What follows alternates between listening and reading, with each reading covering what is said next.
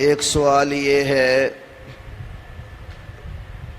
الصلاۃ خیر من النوم، اس کی نبی صلی اللہ علیہ وسلم سے دلیل کون سی ہے اور اس کا پس منظر کیا ہے؟ رسول اللہ صلی اللہ علیہ وسلم نے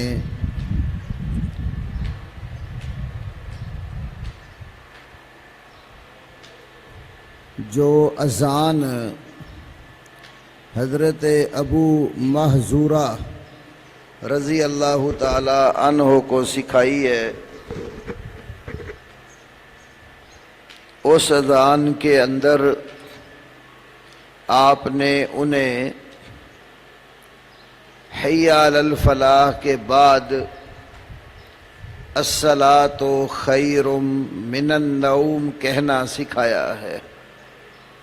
سنن ابی داود میں جو حضرت ابو محذورہ رضی اللہ تعالی عنہ کی حدیث ہے کہ علمنی رسول اللہ صلی اللہ علیہ وسلم سنت الاذان، مجھے رسول اللہ صلی اللہ علیہ وسلم نے اذان کی سنت اور اذان کا طریقہ سکھلایا، تو آپ نے اس میں انہیں کہا تھا جس وقت تم صبح کی نماز کے لیے اذان دو تو حی علی الفلاح کے بعد 2 مرتبہ الصلاۃ خیر من النوم کہو کہ نماز نیند سے بہت بہتر ہے۔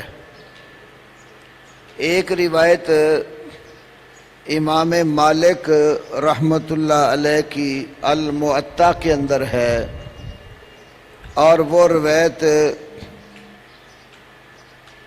موزل ہے۔ موزل روایت وہ ہوتی ہے جس میں سند کے اندر 2 یا 2 سے زیادہ راوی اکٹھے گر چکے ہو، پے در پہ لگاتار یکے بعد دیگرے 2 یا 2 سے زیادہ راوی جس سند کے حذف ہو جائیں اس سند کو معضل کہتے ہیں، یعنی صحیح نہیں ہے۔ اس میں یہ ہے روافظ جو ہیں، اب اکٹھے کر لینا ایک ہی دفعہ دینا، روافظ جو ہیں وہ کہتے ہیں کہ الصلاۃ خیر من النوم کا کلمہ حضرت عمر نے اذان کے اندر جاری کیا ہے۔ سرگودا کا ان کا ایک عالم ہے، اس کا نام ہے محمد حسین ڈکو، اس کو کہتے ہیں، ویسے وہ اپنے نام کے ساتھ محمد حسین نجفی لکھتا ہے، یہاں پاکستان میں محمد حسین ڈکو کے نام سے مشہور ہے۔ اس نے کتاب لکھی ہے اصلاح الرسوم الظاہرہ بکلام العطرۃ الطاہرہ، اصلاح الرسوم الظاہرہ بکلام العطرۃ الطاہرہ۔ اس کے اندر بھی اس نے کہا کہ یہ عمر کی بدعت ہے،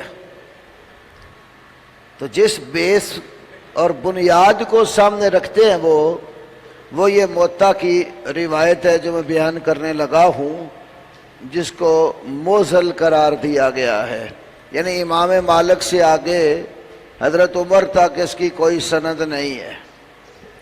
وہ یہ ہے کہ ایک دن حضرت عمر سو رہے تھے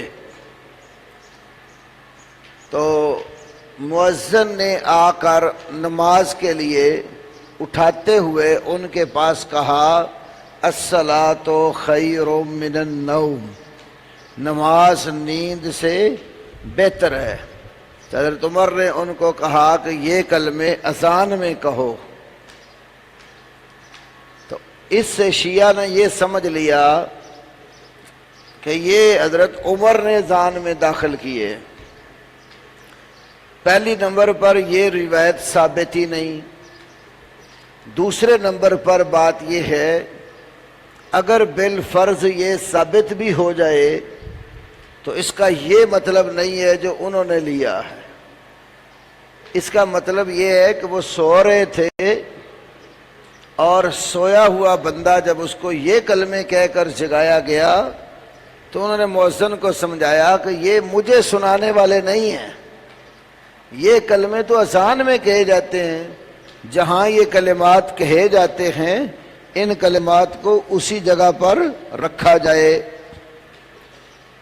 تو رسول اللہ صلی اللہ علیہ وسلم کی حدیث یہ بتلاتی ہے کہ یہ آپ نے خود حضرت ابو محذورہ کو صبح کی اذان میں کہنے کے لیے سکھائے ہیں۔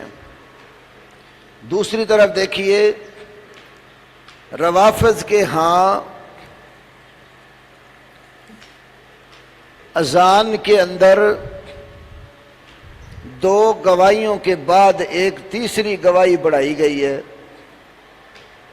اشہد ان محمد الرسول اللہ کے بعد وہ کہتے ہیں اشہد ان امیر المومنین و امام المتقین و قاتل المشرکین علی ولی اللہ وسیع رسول اللہ و خلیفتہ بلا فصل۔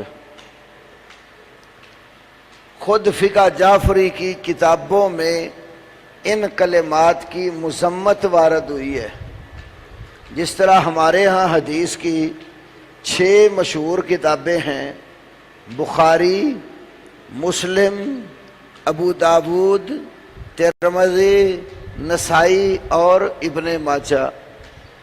روافض کے ہاں 4 کتابیں ان کی مشہور ہیں۔ الکافی، اس کے 2 حصے ہیں، ایک الاصول من الکافی، دوسرا حصہ الفروع من الکافی۔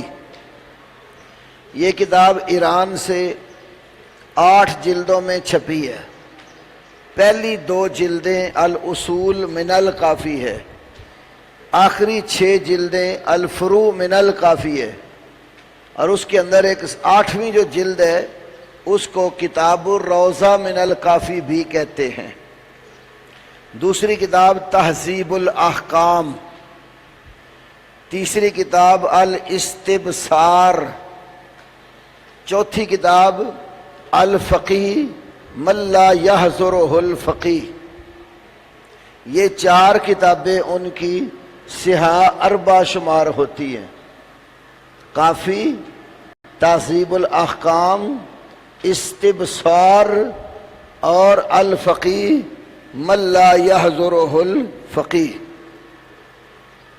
یہ جو الفقی کتاب ہے نا، اس کتاب کے اندر اذان کے کلمے پہلے وہی لکھے ہیں جو اہل سنت کے ہاں معروف ہیں، پھر نیچے یہ بات لکھی ہے والمفوضات لعنہم اللہ قد وضعوا اخبارا وزادوا فی الاذان اشہد ان علی ولی اللہ۔